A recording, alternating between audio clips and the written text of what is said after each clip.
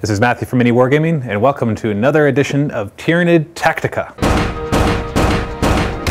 We work so you can play Tyranid Tactica. Today we're going to cover the fast attack choices. This is the area that I use the least, and so I'll probably have the least to say here. But there are a few choices that you have to choose between, and only a few of them I have actually ever tried out. Let's take a look at them. There are four choices that you see right here before you. Our spore mines, our warriors, of course they're not warriors, they're supposed to be shrikes, which are winged warriors, our gargoyles, and of course our raveners. Starting on the far left, we have our spore mine clusters. Basically, you're allowed to bring a cluster of spore mines as a fast attack choice. This is the most useless, incredibly useless unit in the entire Tyranids codex. There's a couple reasons why. One, they're overpriced. 10 points for one large blast strength 4 AP4 hit. That's just not worth it.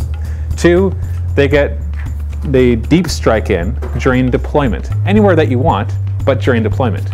I've found that when I've used them, half the time they mishap and destroy themselves. And the other half of the time, where do you deploy them that they're useful? Do you deploy them in your opponent's drop zone? And then he just avoids them in the first turn, which there's not usually a lot to shoot at. There's probably somebody who is out of range to shoot at you anyways, decides to turn and destroy the spore mines, which are incredibly easy to destroy with their toughness of 1. And they're usually clumped together, so when one of them dies, he explodes, and the other ones take that hit, and they die as well, because, let's face it, rolling a 2+ with no save, that's really not that hard to kill.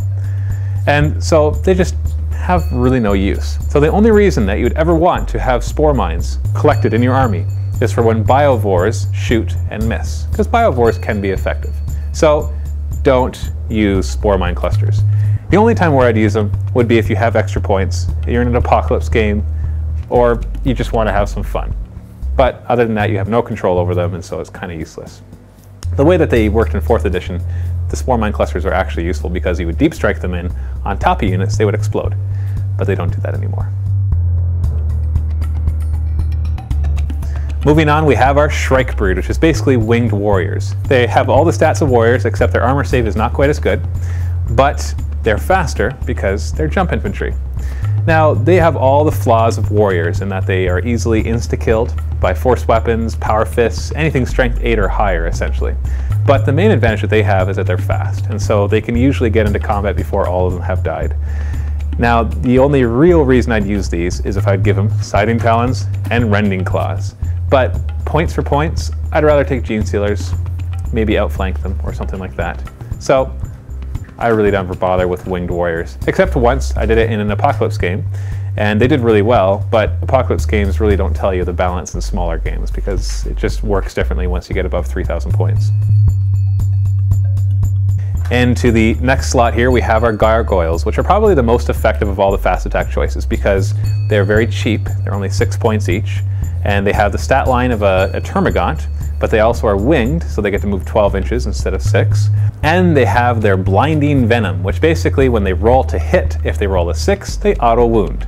That is incredibly effective. It's kind of like toxin sacks. You can't give them toxin sacks, unfortunately. And so it makes up for the fact that overall they're just basically a termagant.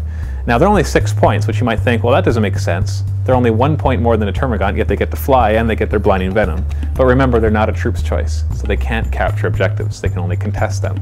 And since you have to bring so many of them, it can really clog up the board. And it's actually part of the reason I don't like using them is that they're on these flying bases, and there's so many of them to move around that they tend to fall over, and they're a bit of a pain. So it takes away from the enjoyment of the game a little bit. But I have to admit, it looks pretty awesome when you plunk down 2 or 3 groups of 30 gargoyles. The board looks fantastic. So as a visual appeal, they are definitely there. If you create a whole winged army, that would be really fun. Lastly, we have the Raveners. Raveners have been increased in effectiveness since 4th edition, mainly because Raveners' best use is to deep strike in, and in 4th edition, they would always be at a synapse, which would make them go to instinctual behavior, which was never good. Whereas in 5th edition, instinctual behavior for them is to feed, so they just charge the nearest unit, which is not so bad. It's still not that great because their real use is to upgrade them with their thorax weapons and then have them pop up and just open fire point blank range. Unfortunately, they cannot assault in the turn they arrive, so they tend to be a little vulnerable there. So they have all the weaknesses of warriors, where they have a nice 3 wounds, but they're only toughness 4, and they are not immune to instant death. So I tend not to really use them unless it's in an apocalypse game. So, like I said, this wouldn't take very long. Here's your fast attack choices. I would recommend none of them. If you're going to have to bring fast attack, bring gargoyles. And I remember, I'm talking about competitive games here. If you're playing for fun, then you can bring whatever you want and you can try out different lists. But we're talking about tactics that'll help you win more games, not just have fun. Although winning is definitely fun. All right, that's it. Here's the next video. We're going to be covering heavy support. You can click on it if you're on YouTube, and the video is already posted. If it's not posted, then subscribe so that you can be notified as soon as it is posted. If it is posted, also subscribe so that you can be notified when other videos are posted. And of course, if you like this video, make sure you like it, rate it, share it, tweet it, put it on Facebook, talk about it on forums. Whatever you can do to help us get more views would be awesome. Of course, if you have any questions about Tyranid Tactics, post a question in the comments below. Ask me which units you want me to cover, or what army lists, or problems that you're having, people that always beat you, and I'll see what I can do for making more videos about that. So anyways, here's the video. Go and watch it. Yes. Happy wargaming.